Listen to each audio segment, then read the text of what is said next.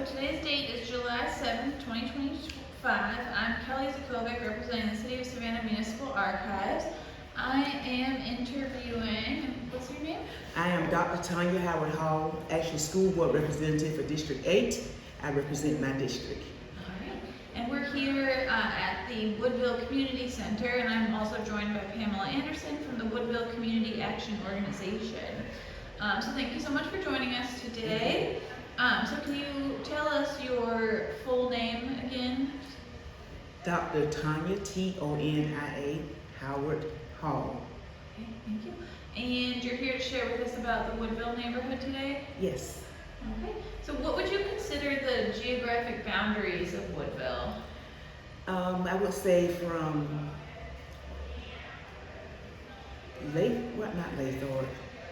Listener Avenue is considered the first street. I would think maybe it's a little alleyway, but I know it's Listener Avenue to Bay Street, the perimeter from Bay Street all the way around.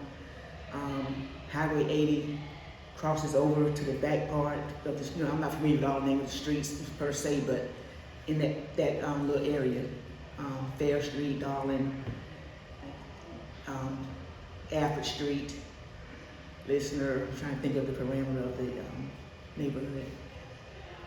And when were you born? I was born in 1960. Okay. I was born in 1960.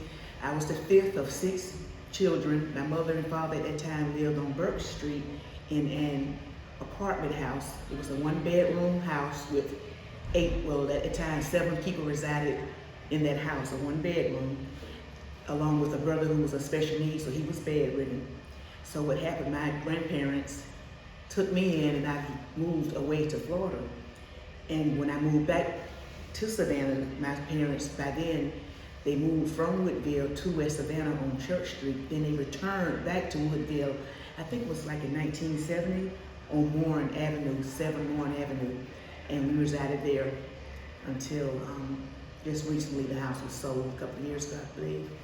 But that is where, and then by the time I returned, it was 6 children, but one was deceased. My brother, special needs, he passed away in 1967. But it was still a lot of us during that time. But by then we had a 3-bedroom house. So we had gone from a 1-bedroom apartment house to a 3-bedroom house that was set on the corner of Burke Avenue and Warren Avenue. And what were your parents' names? My parents' names was Thurman Howard Sr., my mother, Betty Dean Howard. My siblings were Thurman Howard Jr., Alfreda Howard, Charles Howard, and my younger brother, Theron Howard. And we loved Woodville. We walked everywhere. We had the shopping center, the West Side Shopping Center is where we would walk to go shopping for things. There were several, mom and pop stores within the community. One that we called Miss Sister's store that was on Listener Avenue. No, excuse me, Kingman Avenue. And on the corner of Alfred Street, we had a corner store, we called it. There was also a gas station here during the early 70s. Spur gas station was on the corner of Burke and Bay Street. Are there any other places people shopped or did business around here? Basically, the West Side Shopping Center, there was a grocery store there during that time. There was Woolworth store was there.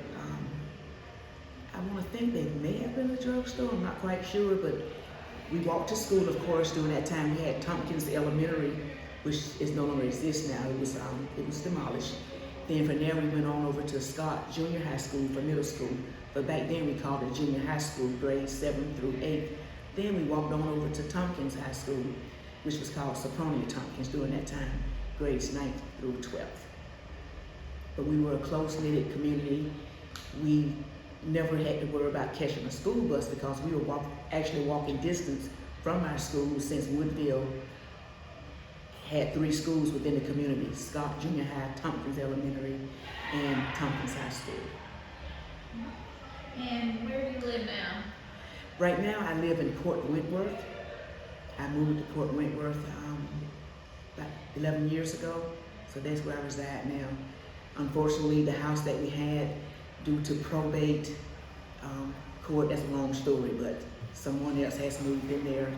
Unfortunately, I tried all I could do to save it. I lost actually $10,000 trying to save the house, but the judge decided that they would sell it and give the proceeds to a granddaughter, which my sister adopted.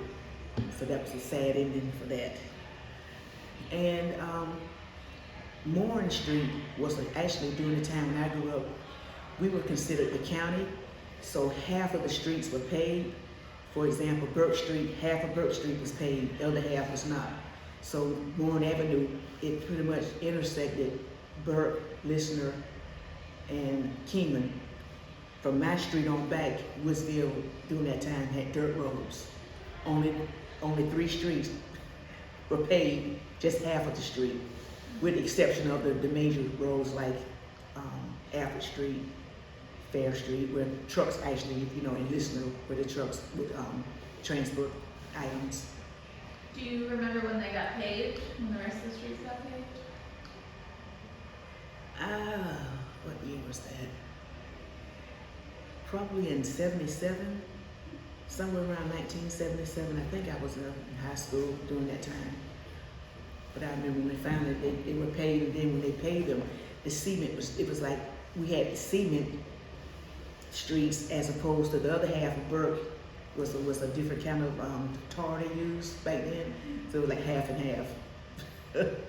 But we would, it would rain and it would be awful, with the mud and the holes and everything. But we were considered at that time the county, and our streets weren't paved until mid-70s, I would think. I'm quite sure other people are coming in with specific dates to talk about those. Were there any other big differences when you were in the county versus when the city took over? I want to think that we were allowed to burn trash because the city didn't pick up our trash. So, as I can remember, if I'm not mistaken, we could actually burn our trash during that time because the city, we were considered county. So that was a little odd being divided like that within a community. So all in all, how long did you live in Woodville? I lived in Woodville I moved here in 1972 when I moved from Florida, and I remained there until I went off to college and graduated, so I would think about 1984. And then I moved in, different apartments, I was on my own, so I went from there to Chatham City Apartments, and then I went on Color Street, then got married and moved away and came back, so. So can you name any of the important leaders for the neighborhood? I remember the house next to me was the Joshuas, Miss Geraldine Joshua, Mr. Ishmael Joshua, along with their children, plethora of children. They had Pee Wee and Spike and Maxime and so forth, so on. But the house next door to them were the Davis family. And if you're familiar with the SOS band, Mary Davis, the lead singer, those were her parents and siblings. So that's where the house, I'm not sure how long she was there because they were much older, but Mr. Davis, Mr. Leon Davis, is her father. And so she was somebody we were very proud of. And also Lady Mahogany, who was a figure on EAS, I want to think, radio personality. She lived on the corner of Morin and Burke Street with her grandparents. And maybe you all probably interview her and she can share some things as well. And back during then, I was not into politics. My daddy was basically the one who would just tell us, go vote for this person, go vote for that person. So I can't remember any other figures. But I'm quite sure Tyrone Ware, whenever you interview him, he can give you a full, complete history of the pictures that's out there on the wall. He can break that down for you. As far as the school, I have this written out, the history of Woodville Tompkins. So I just read it so I won't leave anything out. It's not too very long. Tompkins High School has gone through many transitions. Established in 1847, Tompkins High School began as an elementary school and was called Woodville Elementary School. And in 1947, the school was changed to Woodville High. 8 years later, the school's name was changed to Sopronia Tompkins High, named after Sopronia M. Tompkins, principal of Woodville High and Elementary School. In 1989, unfortunately, Tompkins High School transitioned back to a middle school and was called Tompkins Middle School. After 7 years, Tompkins merged with Scott Middle School and became Scott Tompkins Middle School. In 1999, the facility was renovated and renamed Tompkins Middle School. In 2009, the facility was converted to house the new technical and career high school called Woodville Tompkins Center and Technical Institute to honor the schools once housed there, which is now called Woodville Tompkins Technical and Career Center. Pre-K, we have a pre-K program there, but grades 9 through 12, and it's a choice program there. Anything else you'd like to share about the importance of the schools to the community? Well, as I mentioned earlier, we had 3 schools within our neighborhood. We had Tompkins Elementary, Scott Junior High, and Tompkins High School. However, when the schools were integrated, we were bussed out. So that's when the schools, and I think I wasn't here, I think that happened maybe in 1970 because I moved to Savannah in 1972. So somewhere, may have been 1970, 71, grades K through 2nd was bussed out to Bloomingdale Elementary, and grades 3 through 4th were bussed out to Pooler Elementary, and grades 5 through 6, if I'm not mistaken, remained in Woodville, and they attended Tompkins Elementary. And those students from Pooler and Bloomingdale, they had to be bused and transported in Woodville to attend Tompkins Elementary, grades 5 through 6. And then so of course there were Mercer Middle School, but the students that lived in Woodville, they continued to go on to Scott Junior High, and the students that lived in Woodville continued to go to Tompkins High School. However, the primary grades, they were bused out to those other schools with doing integration. Was that around 1970? Somewhere around there, because I didn't move here until 72. And I remember my brother getting teased because he had to go to Pooler. But he returned to Tompkins Elementary. And was Tompkins Elementary 5 through 6? Yeah, so that's... Yeah, they're on. Yeah, my brother, they're on. And I was just telling about Mary Davis, SOS Band, family lived a house down from us. And it was just a whole lot of other families that I could name. I had someone to give some names, but I don't know how relevant that would be, just to give you It's helpful, because Yeah, we so- get questions about it all the time, so. So the corner house was, of course, the Howards resided there. Then next door to me was the Joshuas, and I said Mr. Ishmael Joshua and Miss Geraldine Joshua. They both are deceased now, and their children was Marilyn Joshua and Juanita Joshua and Abigail Joshua. Nancy May, not sure of her last name. Pee Wee, I don't know his real name, that's his nickname. Spike, that's another brother, nickname. Resided there, and then, like I said, I'm not sure what the last names of the older children. The next door to them were the Davises, Mr. Leon Davis and his wife. Not sure of her, Miss Davis's first name. And there were many children that they had gave birth to. You had Richard Davis, Jerry Davis, Isaac Davis. Older brother's name was Bubba. You had Hazel and Gwen Davis, Elishaba, Beck, and I'm probably leaving out some. And another house was on that corner, but I'm not really sure. So many different families moved in and out of that house, and that house sat on the corner of Warren and Kingman Avenue. Then also I recall as a young girl, my memory of Woodville is, we didn't go to a beauty salon like we do now to get our hair done. But we went to the hairdresser, and the hairdressers had their business in their kitchen. Some of them used their kitchen, and others may have had a little back porch area. They would straighten, we call it back then, straighten our hair. And there were 2 beauticians on Kingman Avenue. You had Miss Bertha, who lived in the bottom, and you had Miss Rosalie that lived in the top. That's, the top of the street of Kingman Avenue was Miss Louise. Miss Rose, no, was it Miss Louise or Rosalie? Miss Rosalie. Then the bottom of Lister Avenue is Miss Birchman. We would go there to get our hair. We call it straightened. We would get teas, get it fried down and laid to the side. So that's where we went to get our hair done. They washed it for us, and I'm trying to think, did they had blow dryers back then? Yes. I can't remember. I just know that I'm sitting there and you're praying that they don't burn your edges. But that was a good memory. You know, we go down and get our hair done. There was always somebody in the neighborhood that sold treats from their house. I'll never forget, on Lister Avenue, Miss Geneva Carter made the best candied apples on this side of town.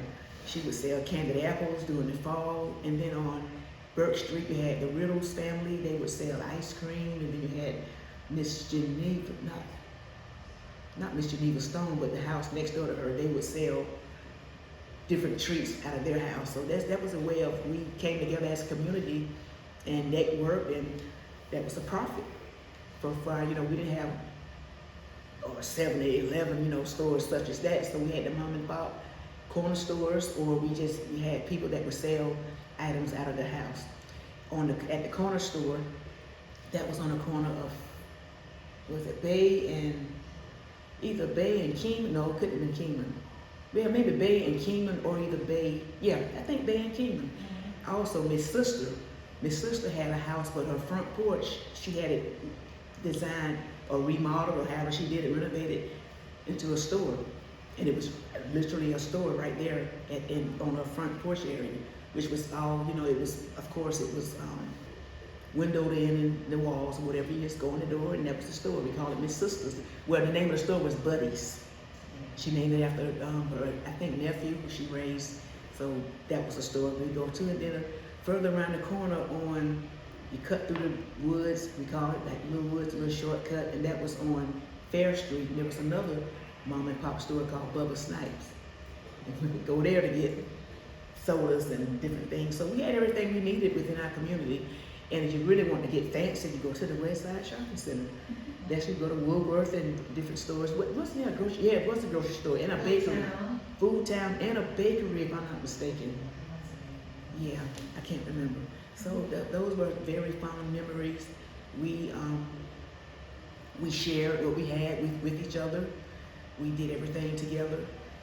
As far as back then, of course, you know, we didn't have technology, so games such as hopscotch and Foursquare, we loved it, and had hand games, we call them patty cake games, girls and the boys would go on the street during that time before the streets were paved. They would play football out there because the roads were dirt. So the boys would play football, and Mr. Leroy Prescott had half rubber, and that was a broomstick and a rubber ball. You cut in half and you played half rubber. Also on Kingman Avenue, one of our great leaders was Mr. Leroy Prescott. Mr. Leroy Prescott was our neighborhood coach, and he mentored many of those young boys. They played baseball for him because he was a great baseball player at one time. We had Edwin Bailey, who ended up going to college, and he became a professional football player for the Seattle Seahawks. His first coach was Mr. Leroy Prescott, mentored him as a little young boy playing sports. And my very best friend, which was Melinda Prescott, she passed away some years ago. That was his daughter, and she was a prolific track star.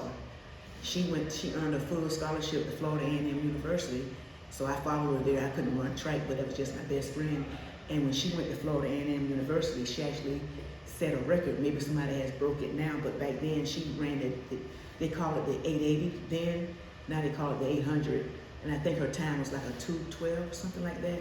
So she was a very great athlete from Woodville during that time. And there's plenty more that we can go on and talk about sports. I'm quite sure you hear different stories, and we were, you know, Pam, she was a friend of mine, but I didn't get to play with her because she lived on the back part of Woodville, and we had parameters that we were allowed to go. So I was only allowed to play with friends that lived on Lister, Burke, and Kingman. So anything past that, we were not allowed to go back there. I never saw her in my neighborhood because I'm quite sure they had parameters. So that is how, you know, neighbors looked out for each other. When you walk down the street, you better speak to everybody that's sitting on the porch. Good evening, good evening. So I heard a judge say that one of the worst things that ever happened, I think it was Judge Burke, were air conditioners. Because now that we have air conditioners, nobody sits on the front porch. So we don't have the neighborhood watch as we did back when we were small, because everybody looked out for each other. Were the parameters just geographic? They didn't want you going too far, or was They just didn't want us going too far. Well, this is the rule. If I call you, you should be able to hear me. So if you go back too far, if my mom go on the front porch and she calls me and I couldn't hear her, that was a problem. So we were allowed to only go as far as their voices will allow. It was not like, oh, don't go on that side because it's bad or whatever. No, it was great, the entire neighborhood, but you just couldn't get out of the sight. Of course, we didn't have the cell phones. There was no such FaceTime. FaceTime was FaceTime, face to face. And of course, when the street lights came on, you better be in the house by then. So we didn't have to have a watch to know. When that street light came on, we knew it was time for us to be in. So it was just a close-knit community. After graduating from high school, I went on to Florida and everything. I came back and stayed for a little while in Woodville until I, moved off. But it's just really, life is full circle that now I'm actually on the school board. And although I don't live in Woodville, Woodville is my district because it sits in District 8.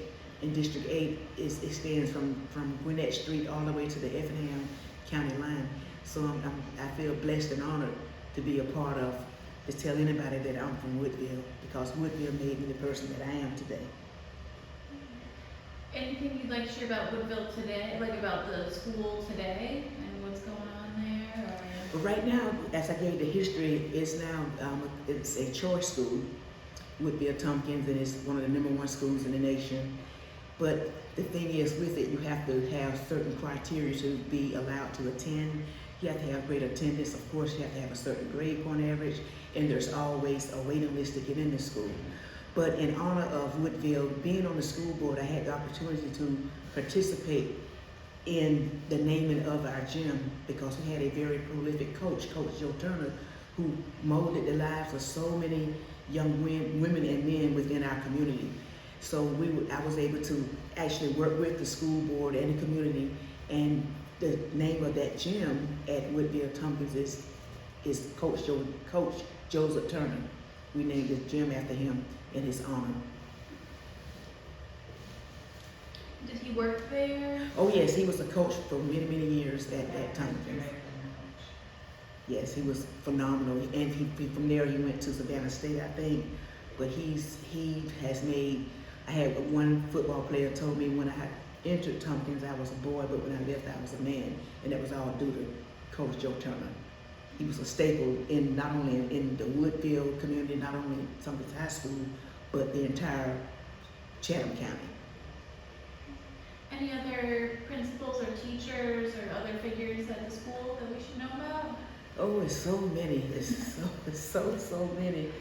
Of course, we all remember Roger B. Jones. He was our principal, and he was one of the reasons why I was successful when I went to college, because I figured, okay, I'm in 12th grade. I don't need to take any more classes. I can just play around.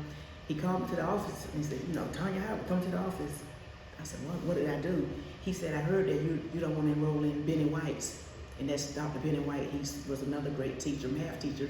Algebra class. I said, no, sir, I'm done with math. He said, but what do you plan on doing? I said, I plan on going to college. He said, what do you want to major in? I said, I want to be a teacher. He said, well, you need to enroll in that algebra class. So I did, and I was very grateful. So when I enrolled at Florida A&M and took the placement test, my math score was so high they wanted to put me in advanced math. But I said, oh no, I don't need advanced math. Just put me in regular math, because my major is not math, it's elementary education. So when I enrolled in that basic math class, it was really algebra. So if I didn't enroll in that class, and then I give that thanks to the principal, because right then principals, they were, I'm not saying they're not like that now, but they showed us love. They didn't mind reprimanding us, and they gave us the love that we needed. Miss Lambert, she's still alive. Many of our teachers have passed on, but she was our English teacher. I can talk about Miss Blackshear. I can go on and talk about Miss Pinckney, the home economics teacher. Miss Hightower, the our nurse, and all these people, you know, I remember them because when you need someone to talk to, they were there for you. Home economics, like I saw that sewing machine, and I had a sense of nostalgia when I saw Janice on that sewing machine, because my first encounter with the sewing machine was at Tompkins High School in home economics class. So, you know, just so many opportunities that we had then. And what's sad though, and this happened when I think I had moved away, when they decided to tear down the Tompkins School and build a middle school, there was a wooden building, and we were going there for canning, you know, for canning fruit and vegetables. They tore it down, and that was literally the first Woodville school. I don't know how that happened. That school should have remained as a historical mark, but it didn't.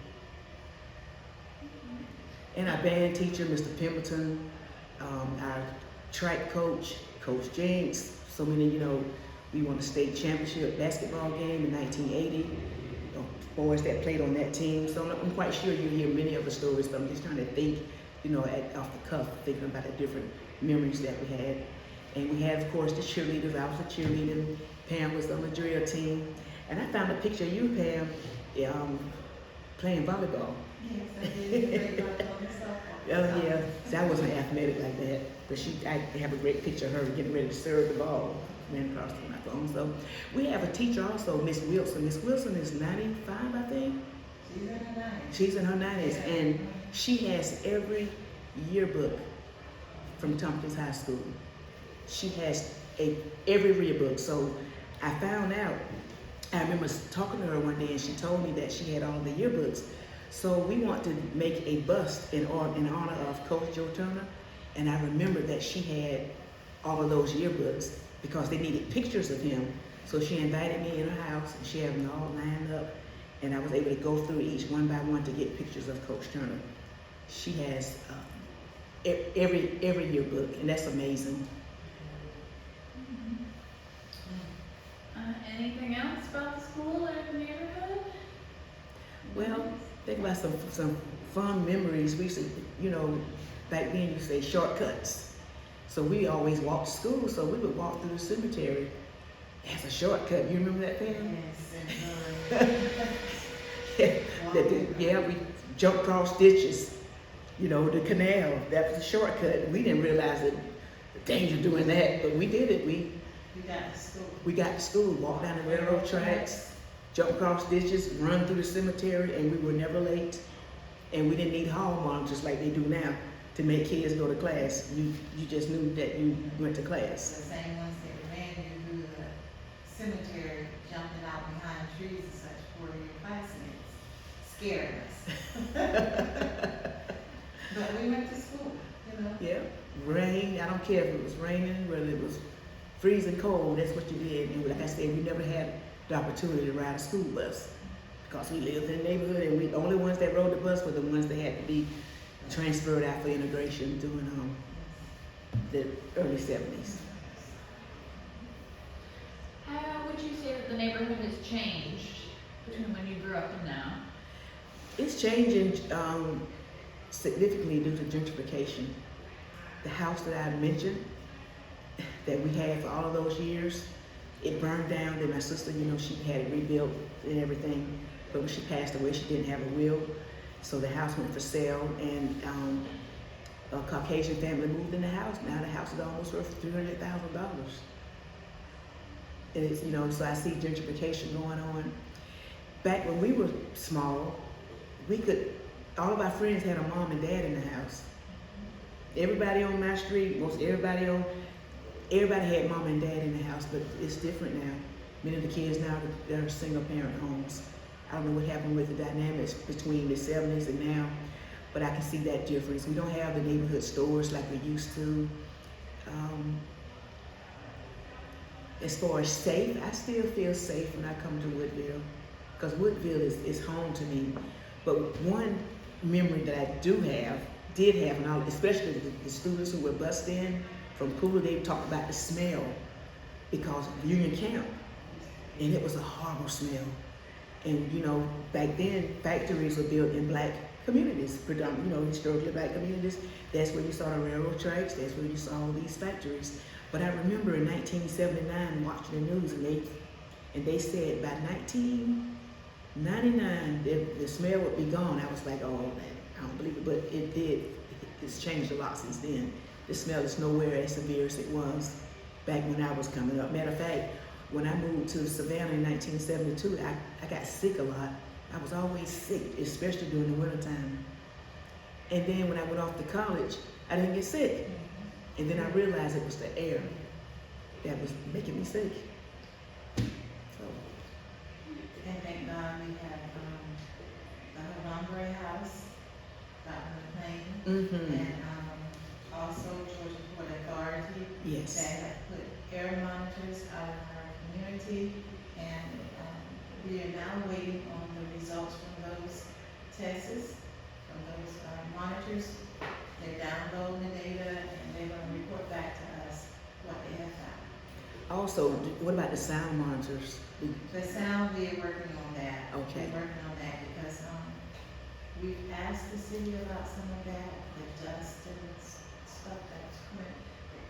Because you're putting in businesses that have not taken consideration of the community. So we're on that right now with the city and county about it, because we feel buffers and stuff, something needs to be done regardless, but then we have the training come to do, so this got some everything. And also, But in the next 3 to 5 years, hopefully we don't have to worry about, because it will go buffer, that will be behind the community, Woodville, and it'll go over toward International Cape, and then it'll be on the other side of the highway. Train will not be coming through Woodville. Good. So those tracks, hopefully we can make them out some type of scenic walk through the neighborhood. It's gonna take some time to get, funding and all that in place, but that's what we would love to see. and I also like to add this, I just thought about, we had professional mechanics right here in Woodville, our neighborhood. If you had car troubles or whatever, Mr. Blocker, who lived on the corner of Moore Avenue and Listener, and Miss Worlds, Pam Worlds Anderson, dad was a prolific mechanic in our neighborhood. He did body work. He was one of the best in the city. So people would come from all over the county to go to his shop, which was right there in Woodville. And how long was that open? 32 years, 1976. 32 years. And another memory I had when I first moved here, it was Miss I can't think of her name, but she was a nurse, and she lived in that house that dead end to Warren Street. And I remember when she passed away, her casket was in the house, because back then I think when you have a wake, they brought the body to the house. I've heard that it's, Mhm. the homes block was made up back to their house, and she was in there for 3 hours. And then they took that. Yeah, I remember them doing that. That was I've never years. seen it to that happen. Uh-huh, Yeah. yep, I remember her. Even when it was time for trick-or-treating, you still couldn't go no further than That with that perimeter. Mhm.